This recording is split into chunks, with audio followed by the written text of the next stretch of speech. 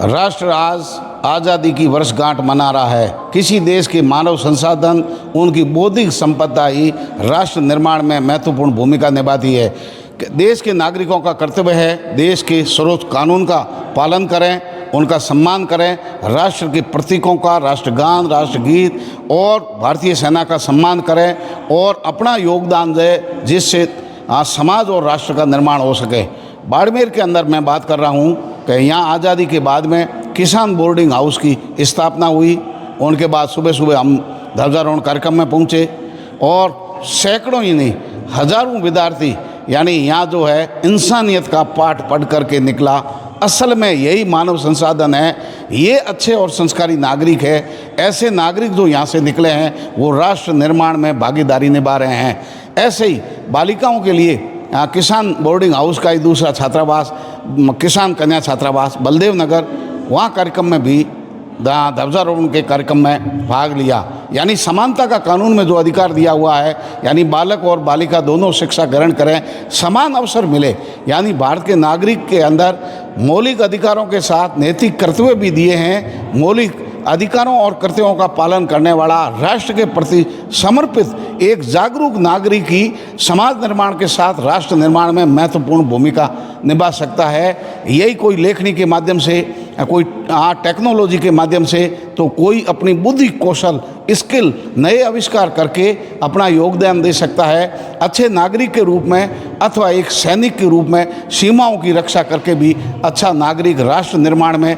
भूमिका निभा सकता है। ये दोनों छात्राओं का वासों का उदाहरण मैं इसलिए दे रहा हूँ कि यहाँ राष्ट्र निर्माण में भागीदारी निभाई जा रही है। देश आज़ादी के बाद में किस तरीके से नागरिकों के अधिकार होंगे, राष्ट्र के हर कार्य को सर्जन करने के लिए उनकी लेखनी, बौद्धिक संपदा, सैनिक अथवा राजनेता किस रूप में, वो अधिकारी के रूप में अथवा वो वैज्ञानिक के रूप में, किस रूप में देश की भागीदारी निभा रहा है। अच्छा उद्योगपति बनकर के भी देश में नागरिकता जो है, अच्छा नागरिक बन के राष्ट्र निर्माण में भागीदारी निभा सकता है।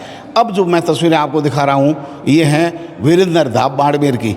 यानी वीरेंद्र धाम बाड़मेर के अंदर जो यहाँ हैं, अब करीबन 250 से 300 विद्यार्थी लगातार यहाँ अध्ययन कर रहे हैं। 3 छात्रावासों का उदाहरण इसलिए दे रहा हूँ कि जब भी देश की आज़ादी हुई हमारे पास संसाधन नहीं थे, शिक्षा बहुत कम थी, लेकिन धीरे धीरे सरकारों ने जिस तरीके से काम किया वैसे ही सामाजिक प्रोधा यानी समाज में क्रांति फैलाने वाले रामदास जी, गंगाराम जी जैसे लोग और उनके बाद में वीरेंद्र धाम को हेमाराम चौधरी ने बनाया। यानी ये राष्ट्र निर्माण में भूमिका निभाने वाले समाज के चिंतक थे, महापुरुष है, अग्रणीय प्रोधा है जिन्होंने इस तरीके के, यानी राष्ट्र निर्माण में आपको अगर भूमिका निभानी है, आपका क्या कर्तव्य है, आप देश के नागरिक हैं, आप जिस समाज में जन्मे हैं, आपकी क्या ड्यूटी है, आपके कर्तव्य क्या है, यानी आप राष्ट्र निर्माण में भूमिका कैसे निभा सकते हैं, आप अच्छे नागरिक पैदा कर सकते हैं, संस्कारवान पीढ़ी नई तैयार कर सकते हैं शिक्षा के माध्यम से।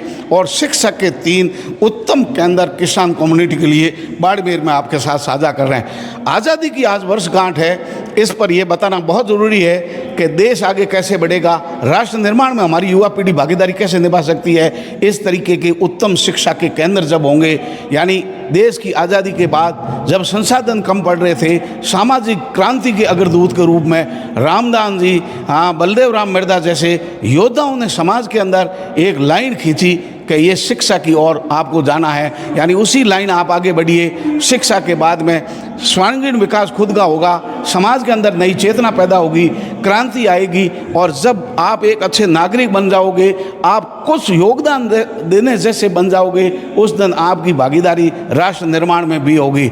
ये केंद्र जो है 3 शिक्षा के केंद्र, यानी श्री किसान बोर्डिंग हाउस बाड़मेर, कन्या छात्रावास बलदेव नगर बाड़मेर और वीरेंद्र धाम बाड़मेर, यहाँ से सैकड़ों ही नहीं लाखों विद्यार्थी राष्ट्र निर्माण के लिए यहाँ से निकले। उनका अपना योगदान, उन्होंने खुद का कैरियर बनाया।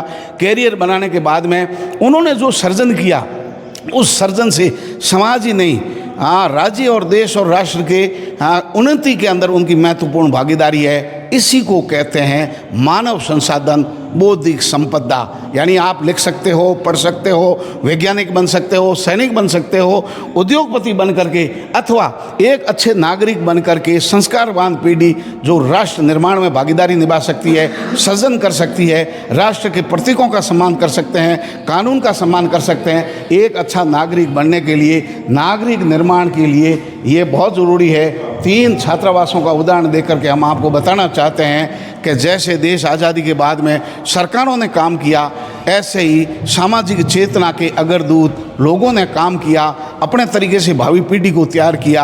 आज खुशहाल राष्ट्र जो है उसमें योगदान इन 3 छात्रावासों का भी है। बहुत बड़ी एक संस्कारवान पीढ़ी राष्ट्र निर्माण में अच्छे नागरिक इन तीनों छात्रावासों ने दिया है। यही हमारे मानव संसाधन है, यही हमारी बौद्धिक संपदा है, लगातार आगे बढ़ रही है, लगातार समाज में उजियारा फैल रहा है। शिक्षा के उत्कृष्ट केंद्र ये साबित हो रहे हैं। और आज आज़ादी के वर्षगांठ पर यह बताना बहुत ज़रूरी है कि कैसा योगदान दिया है किसान कम्युनिटी के अंदर, किसान कौम की जागृति के अंदर। देश आज़ाद हो गया, लेकिन क्या नागरिक आज़ाद हो गए? नागरिकों के हक और अधिकार एकदम से मिल गए? नहीं।